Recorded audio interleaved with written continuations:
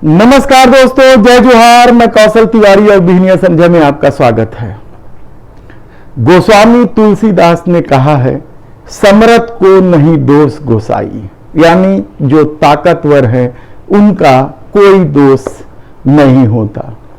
Boss is always right, यह अंग्रेजी की भी कहावत है, लेकिन इन कहावतों का अभी कोई मायने नहीं है, क्योंकि बाबा रामदेव, स्मृति ईरानी या बृजभूषण शरण सिंह या बिल्किस बानो के बलात्कारियों का मामला हो, यह हिंदुओं के रक्षकों का मामला है। इसलिए उन कहावतों से इनका कोई लेना देना नहीं है और हिंदुओं की रक्षा में लगी पार्टी के इन शुभचिंतकों का अपना खेल है, अपना दबंग है, लेकिन वे लोग हिंदुओं की रक्षा में लगे पार्टियों के साथ जुड़े हैं, इसलिए उनका यह अपराध क्या जायज हो जाता है। बात कहां से शुरू की जाए?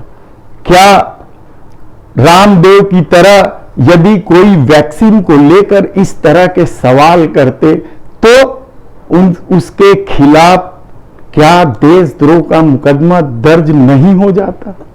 खुलेआम रामदेव बाबा ने वैक्सीन का मजाक उड़ाया या वैक्सीन को मानव जीवन के लिए घातक बता दिया, लेकिन सरकार की इस महत्वपूर्ण योजना अभी भी जारी है और तो मोदी सरकार के 9 महत्वपूर्ण जो उपलब्धि है उसमें वैक्सीनेशन भी शामिल है।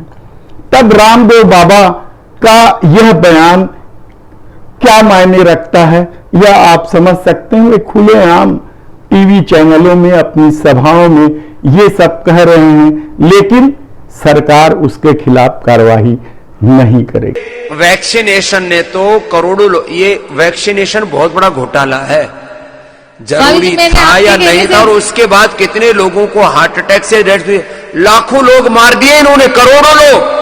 जितने कोरोना से नहीं मरे उससे ज्यादा लोग कोरोना की वैक्सीनेशन के बाद हार्ट अटैक से मरे, और ऐसे मरे टपाटप वरमाला पहनाई और उधर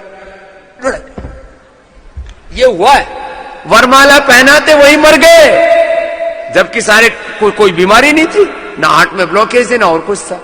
कोई स्विमिंग पूल से वापस नहीं लौटे, कोई दौड़ते दौड़ते मर गए, बच्चे क्रिकेट खेलते खेलते, खिलाड़ी, कोई पुलिस की कोई फौज की भर्ती में गया, वहीं दौड़ते दौड़ते वहीं मर गया।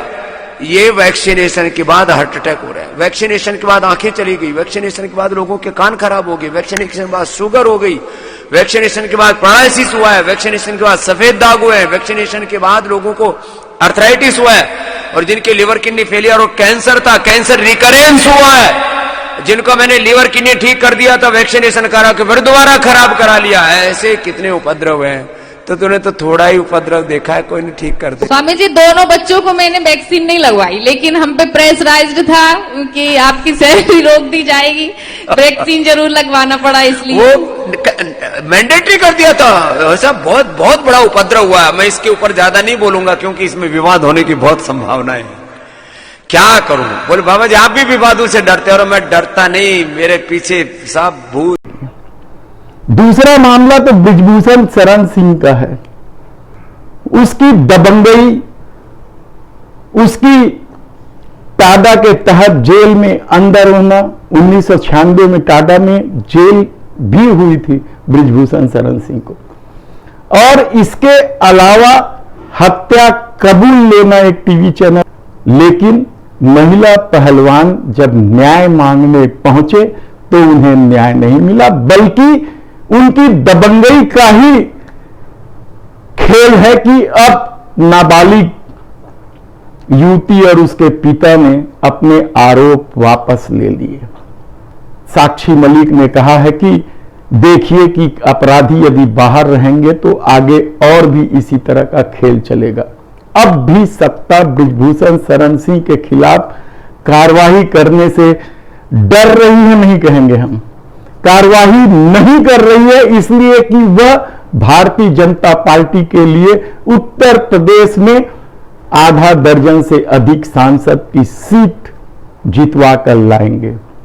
यानी हार के डर से अपराधियों को पनाह देने की इस नई परंपरा में बेटियां जो देश का नाम रोशन करती हैं पूरी दुनिया में, उनकी भी उपेक्षा हो जाए, उनका भी छीछा लेदर कर दिया जाए, उन्हें भी ट्रोल कर दिया जाए, उन्हें बेइज्जत किया जाए, यह सत्ता को मंजूर है।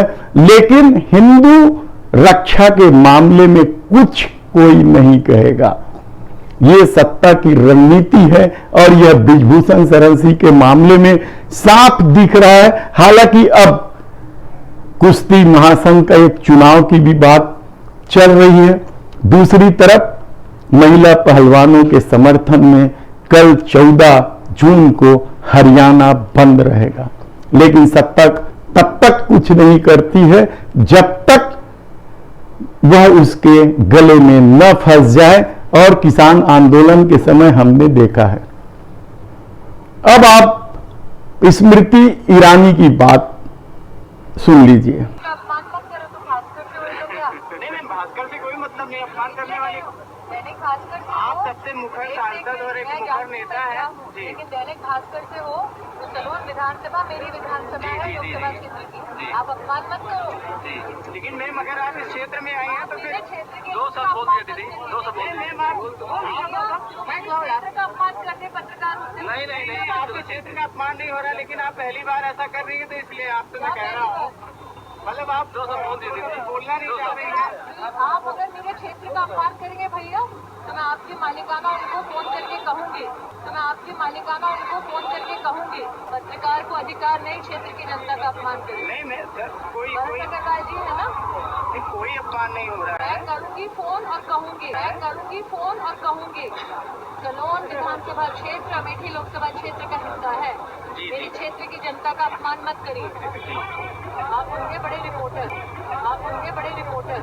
लेकिन आपको जनता का अपमान करने का अधिकार नहीं। आइंदा मेरे क्षेत्र की जनता का अपमान मत हम कीजिएगा लोग दो शब्द बोलने के लिए भैया। आगे से मेरे क्षेत्र की जनता का अपमान मत करिएगा, कि मैं बहुत प्यार से निवेदन कर रही हूँ, वरना स्मृति ईरानी खुलेआम पत्रकार को धमका रही है और उसके मालिक का नाम लेकर कह रही है कि मैं बात करूंगी। और दूसरे दिन दैनिक भास्कर ट्वीट करता है कि उस यादव नाम के पत्रकार से उनका कोई लेना देना नहीं है, वह हमारा स्थायी कर्मचारी है ही नहीं। स्थायी शब्द का प्रयोग किया, अस्थायी हो सकता था, लेकिन उसका प्रयोग नहीं किया गया है और उसे नौकरी से हटा दी गई है। यह मीडिया रिपोर्ट है। अभिसार शर्मा से लेकर पुण्य प्रसून वाजपेयी ने इस मामले में विस्तार से बात बताई है कि किस तरीके से पत्रकार की नौकरी चली गई, उसके कैमरामैन को हटा दिया गया। यह सत्ता की धमक है और यह नई बात नहीं है। कई राज्यों में इस तरह के किस्से आ रहे हैं जो सत्ता के खिलाफ खबर छापने पर या व्यंग लिखने पर उनके खिलाफ कार्रवाई कर दी गई है, उन्हें जेल की सलाखों में भेज दिया गया है। और उमर खालिद का मामला कौन नहीं जानता, 1000 दिन से वह जेल में बंद है, न उसके खिलाफ कोई आरोप पत्र दाखिल किए गए, न चालान दाखिल किया गया और न ही उसकी जमानत हुई है। लेकिन स्मृति ईरानी की अपनी धमक है। वे भी भारतीय जनता पार्टी के सांसद ही नहीं है, बल्कि मोदी मंत्रिमंडल के सदस्य, और उनकी पहुंच किसी से छिपी नहीं है। राहुल गांधी को अमेठी में हरा चुके और ये सारा वीडियो जो सामने आया है वह अमेठी क्षेत्र का ही। ऐसी परिस्थिति में जब हिंदूवादी पार्टी या भारतीय जनता पार्टी के लोग जब हिंदुओं की रक्षा में लगे हैं, तब इस तरह के छोटे मोटे मामलों का क्या मतलब रह जाता है। मामला तो कठुआ कांड भी था। नाबालिग बच्ची से बलात्कार करने वालों को किस तरीके से हिंदुओं के रक्षक बताकर स्वागत किया गया। ब्रिटिश बहनों के बलात्कारियों को, उन पर हत्या और कई नृशंस मामले थे, उन्हें सजा हो गई थी, समय पूर्व रिहाई कर दी गई। प्रदीप सेंगर से लेकर कितने ही मामले हैं, लेकिन हिंदुओं की रक्षा जरूरी है, इसलिए इस तरह के अपराध क्या जायज है? धन्यवाद।